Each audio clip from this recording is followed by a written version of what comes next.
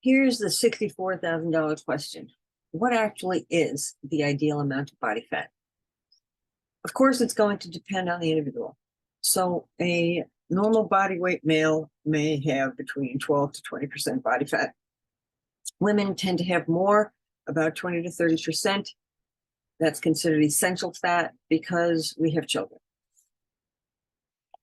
When you're talking about athletes, they tend to have a lower percentage of body fat, and they generally have enough to be able to fuel the body and insulate and protect it. And in order to assist with normal neuronal functioning and to support normal hormonal activity, it's important to have enough fat, but not excess bulk. So athletes, for men, tend to have 5 to 10%, women, 15 to 20%. Alaska fishermen may have a need for having a higher percent of body fat, and a little extra fat can help give you an insulating layer.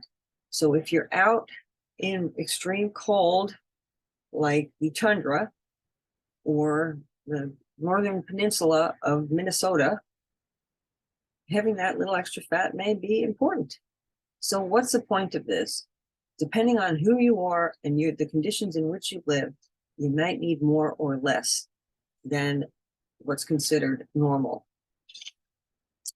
Because individual requirements are just that. They're individual. So if you are a woman who is just starting pregnancy, you're going to require enough body fat to support conception and the normal growth of your fetus. If you're a 50 or 60-year-old office worker and your big claim to fame when it comes to physical activity is taking a half-mile stroll in 20 minutes during lunch, you're going to require less fat. So below a certain threshold of body fat, and again, that's going to vary by individuals, you can start to have some pretty severe and scary health issues. You may have problems with hormone synthesis. Women can actually become infertile. You may become depressed, or you may have a difficult time to regulate your hunger. You may actually have problems regulating your body temperature. And of course, because everything is dependent on the individual, those thresholds are going to vary depending on who you are and what your lifestyle and your activities of daily living look like. So I cannot tell you how many times I've been at the grocery store and I look at the magazines that are there when you're waiting online, when you can actually find someone to check you out and you're not using self-check. They will have a big meal or a fancy cake on the cover of a magazine, and a headline will say, lose 10 pounds in a month or lose 5 pounds in a week. So there's such a mixed message when it comes to what you see in the media. You have to be skinny like a model or buff like an actor, that I'm hoping that none of us rely on fashion statements for the answer to what you should look like. You need to have enough fat to meet your basic physiological needs, yet not so much that you have health problems. So healthy body tissues, spit that out, health issues actually start developing when your fat levels exceed 22% in young men, 25% in men over 40, 32% in young women, and around 35% in women over 40. So that is a ballpark to start helping you figure out where you need to be in terms of body mass. Let's talk about fat distribution, because the actual distribution of fat and where it sits on your body is looking like it is much more critical than the total amount of your body fat. When you have intra-abdominal fat, That's going to be fat that is stored around your abdominal organs.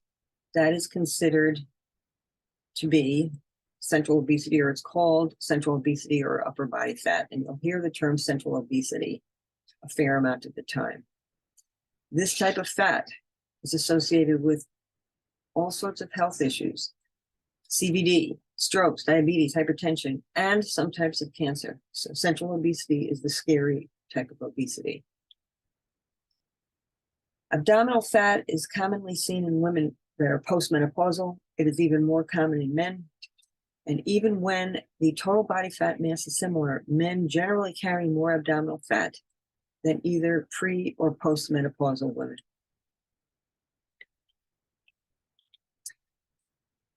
For women, it doesn't matter what your menopausal status is. Are you premenopausal or you're postmenopausal? Risks for cardiovascular disease, CVD, and mortality are going to be increased for women who have central obesity. And the same is absolutely true for men. So that lower body fat, which makes women pear-shaped, is the fat that's going to be stored around your hips and thighs. It is more common in women during your reproductive years. It is relatively harmless, according to researchers. So people who are overweight but do not have excessive obesity around the abdomen, do not have that central obesity, they're going to be less susceptible to health issues than overweight people who are dealing with central obesity. A couple of good videos here. And guess what? Waist circumference matters. The most valuable and a pretty practical indicator of your fat distribution, and therefore how much abdominal fat you have, is your waist circumference. In general, women with a waist circumference of greater than 35 inches and guys who have a waist circumference of greater than 40 inches have a higher risk of central obesity-related health issues.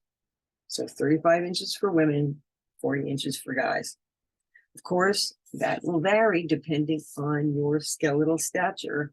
So people with so-called light bones will have a lower waist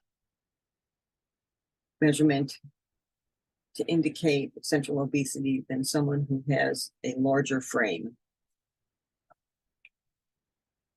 There are other measures of body composition. You can use fat fold measures. You can use hydrodensitometry, which is basically you get into a tank of water and you see how much water you displace. There can also be bioelectrical impedance. So you're running small amounts of electrical current through the body to determine what's fat, what's muscle.